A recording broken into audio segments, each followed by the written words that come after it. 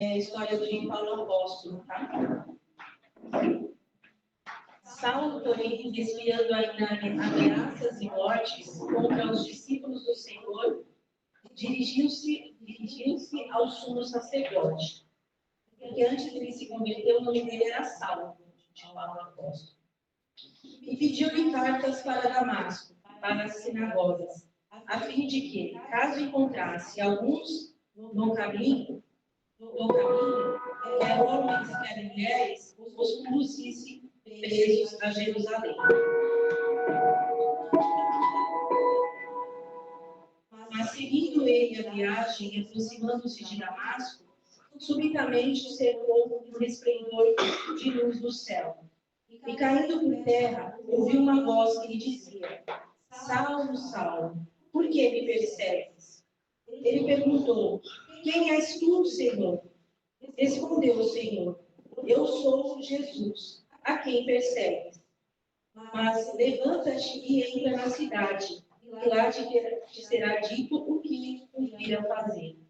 Os homens que viajavam com ele, emudecidos, ouviram a voz, mas não viam ninguém. Saulo levantou-se da terra e, abrindo os olhos, não via mais coisa alguma. E, guiando-o pela mão, conduziram-no a Damasco. E esteve 3 dias sem ver e não comeu nem bebeu. Pois é, a gente tem a passagem aí da conversão de Paulo, né? Ou de Saulo, que se converteu, passou a chamar-se Paulo. Aí eu pergunto para vocês,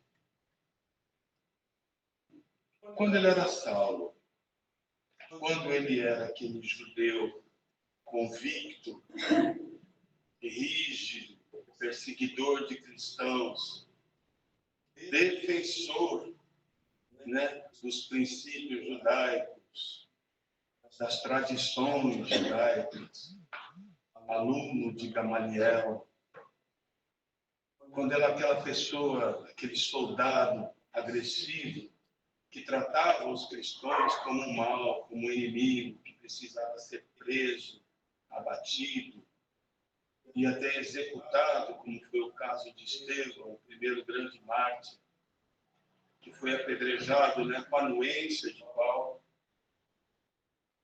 Esse personagem, que estava preso ainda às suas crenças religiosas, a essa maneira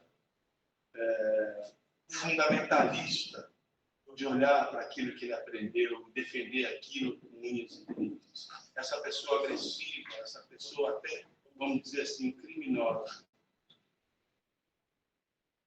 Quando ele viu uma luz e passou por uma transformação profunda, e tornou-se uma pessoa o oposto. Uma pessoa pacífica, amorosa, uma pessoa que queria abraçar o mundo, uma pessoa que queria socorrer outras pessoas, iluminar outras pessoas. Nós estamos diante de 2 personagens completamente diferentes. A pergunta que eu faço é o seguinte: quando ele era Saulo, esse Paulo existia?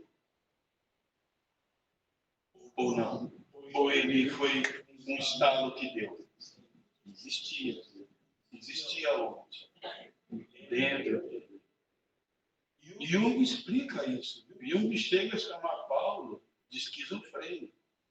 Ele tinha 2 personagens dentro dele. Embora ele fosse um soldado rígido, ele tinha os momentos de dúvida dele.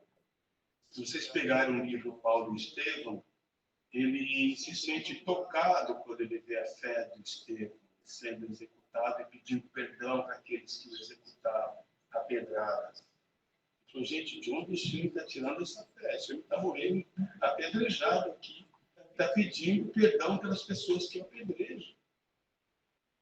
Então, esses questionamentos começaram a surgir dentro dele e começou a abrir brechas para esse eu que estava suprimido, esse eu que estava muito mais próximo da essência dele. Esse eu que existe tanto em Paulo como existe em cada um de nós. Existe uma melhor versão de vocês. Embora ela encontre barreiras terríveis para se manifestar, ela existe. O nosso melhor existe, sim. O nosso eu superior, o nosso eu crístico, não estava presente só em Paulo, está presente em cada um de nós.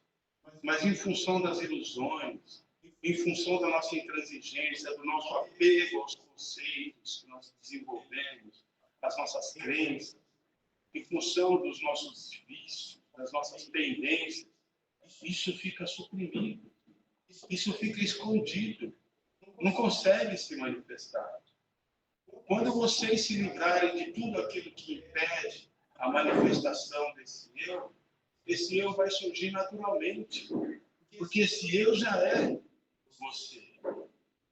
Você já está pronto. Quando Jesus diz o Espírito está pronto, é a carne que é fraca. Ele está fazendo uma distinção entre aquilo que está pronto e aquilo que ainda está preso na carne.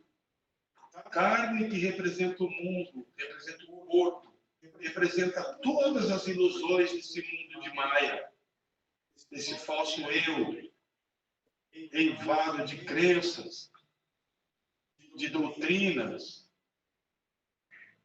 de convicções equivocadas, que precisa ser desconstruído. Eu falo que ninguém veio ao mundo para aprender. A gente veio para desaprender. É o quanto a gente desaprende que vai desenvolver o nosso ser, que vai abrir espaço para que a nossa alma, a verdadeira alma, se manifeste. Né? Então a nossa carne é fraca, sim. A gente está apegado à carne.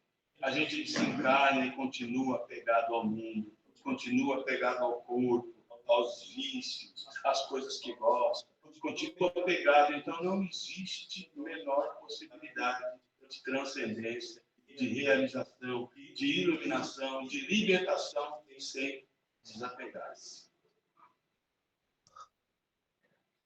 O desapego e a renúncia são os instrumentos que nós vamos ter que usar.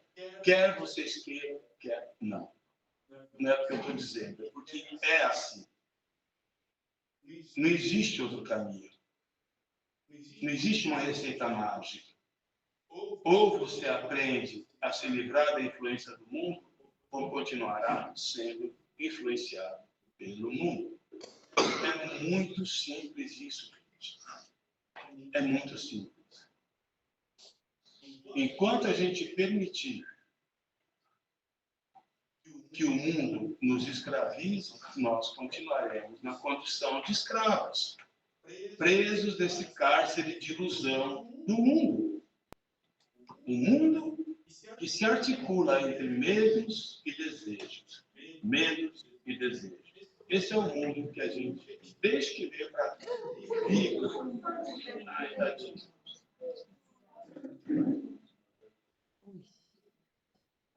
Cadê a mãe?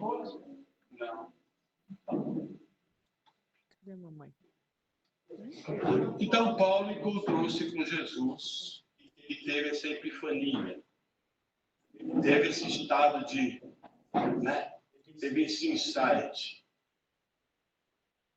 A cegueira que veio a seguir, quando ele viu Jesus, quando ele viu aquela luz e ficou cego por 3 dias, até ser tratado e curado por Ananias, e até ser batizado e começar a missão dele, essa cegueira representa justamente isso.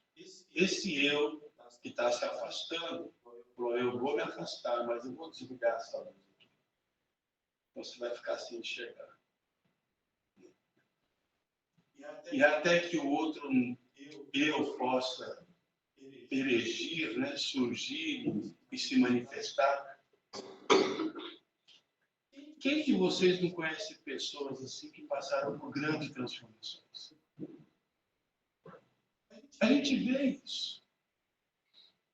A gente vê pessoas que estão no caminho totalmente errado. Daqui a pouco, do nada, a pessoa está toda arrumadinha, com a Bíblia embaixo do braço, dando sermão e tudo. Quem já não viu isso? Né? Esse é só um exemplo. Mas tem uns que viram Hare Krishna, do nada.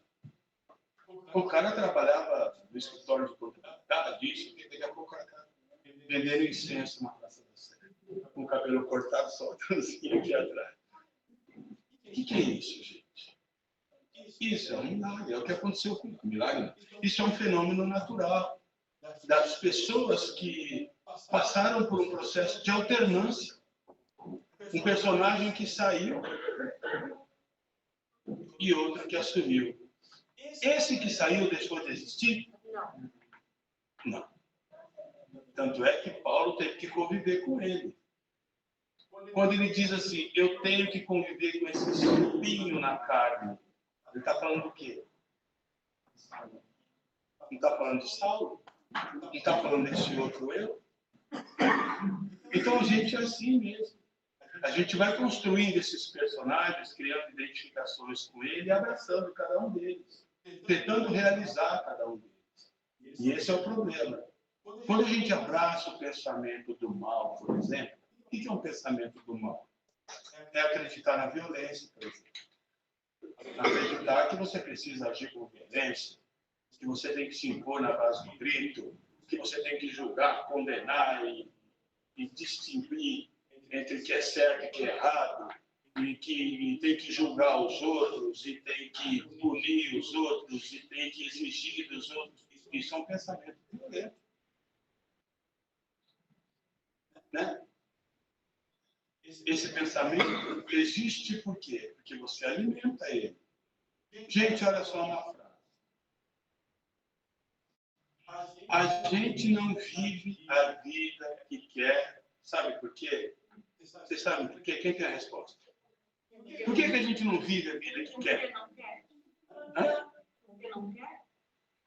Porque a gente ainda alimenta a vida que não quer viver. Enquanto você alimentar a vida que você não quer viver, é ela que você vai viver. Deixa ela desdefinida. Comece a alimentar a vida que você quer viver. Não é isso? Então você não vai passar a melhorar a tua vida se não passar por transformações. Isso que aconteceu com Buda, com Paulo, essa transformação, aconteceu com Buda. Buda era um homem rico, era um príncipe, filho de um rei, tinha tudo. Todo luxo, conforto, mulheres, poder, tudo. Diversão. Nem as pessoas feias o pai dele deixava entrar no palácio. Para não pensar que o mundo existia feiura. Pessoas velhas, então, fica longe. Doentes, nem pensar. Ele vivia naquele campos elíseos de felicidade. Ele abriu mão de tudo isso para comer cocô de passarinho durante 6 anos, seguindo as setas. Em busca do quê? Em busca de um entendimento de que a vida tem que ser algo maior do que tudo isso. Eu tenho que encontrar as respostas para a morte, para a doença, para o sofrimento. E onde estão essas respostas? Dentro de mim. Ele foi buscar e se iluminou nessa busca. Então ele passou por uma transformação muito grande. Quando ele alcançou a iluminação, ele não era mais príncipe de nada, não era mais isso, não era mais aquilo. Era uma pessoa iluminada. Uma pessoa que iluminava os outros com a sua luz e arrebanhava seguidores. Maomé é a mesma coisa. Também passou por uma transformação. Um homem simples. Tinha 6 mulheres, eu não sei como é que ele aguentava. Como assim? Eu tenho informações. O cara tinha 6. Era bom mesmo. Tinha 6 mulheres. Só isso daí já credenciava ele. Não precisava mais nada.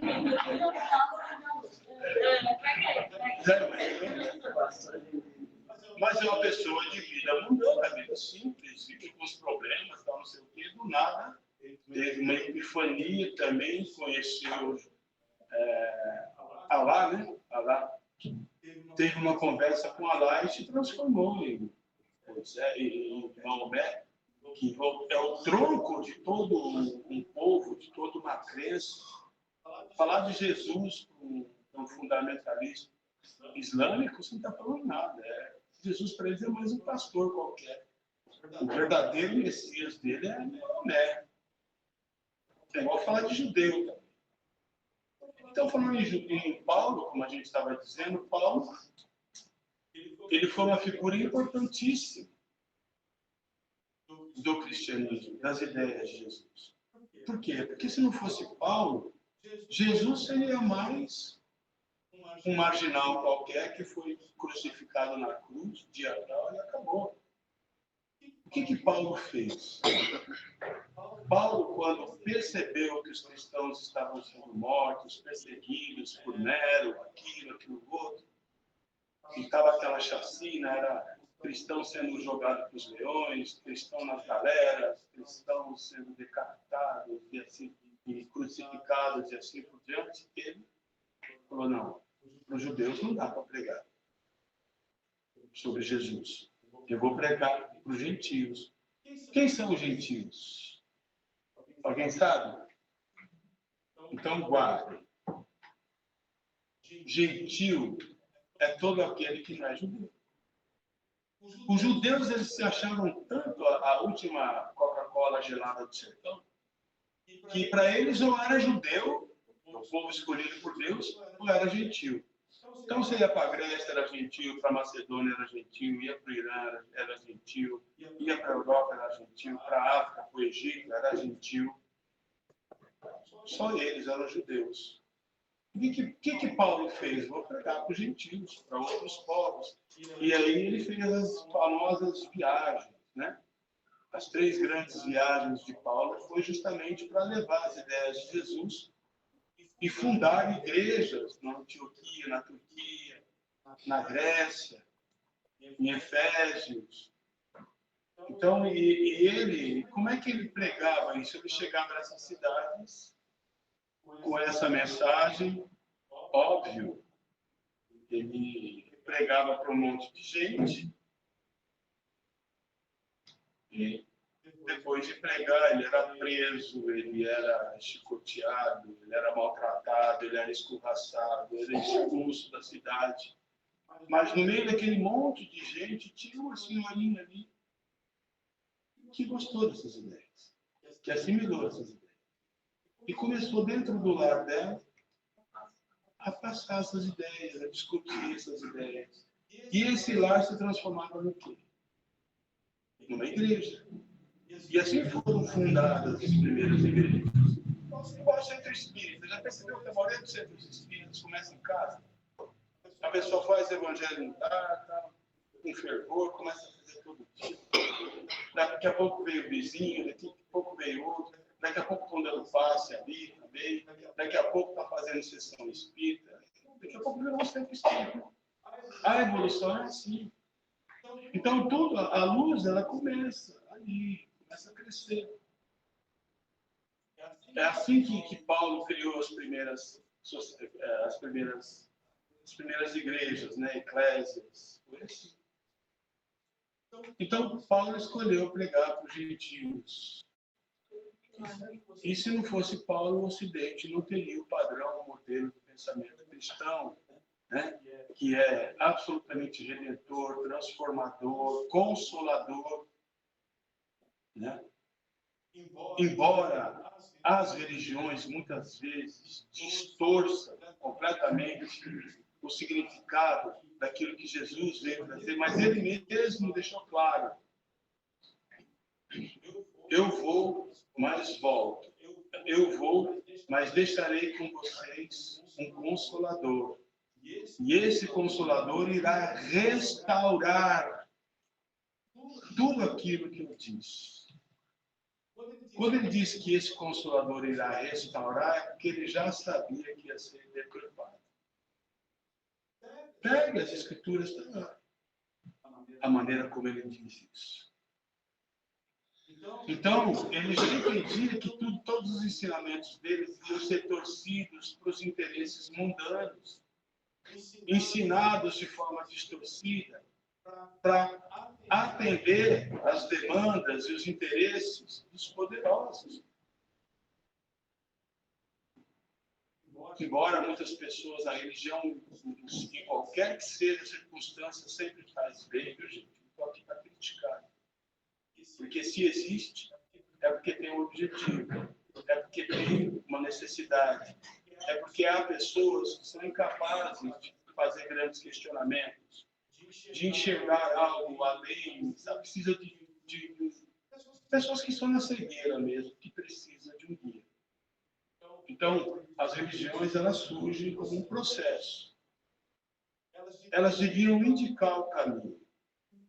Nós devíamos olhar as religiões como placas. Olha, Campinas é para lá. A religião está fazendo esse papel.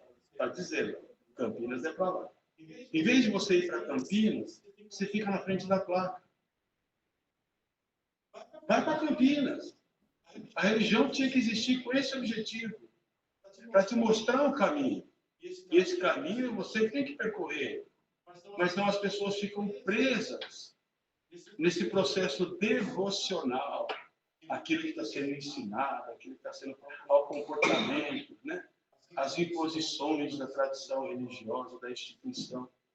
Isso é um problema. A gente tem que avançar, a gente tem que continuar buscando e se livrar, né, um pouco dessa canga que a gente colocou nas costas. Então é isso, gente. Esse é o objetivo. Foi o objetivo de Paulo e foi o assunto da palestra de hoje.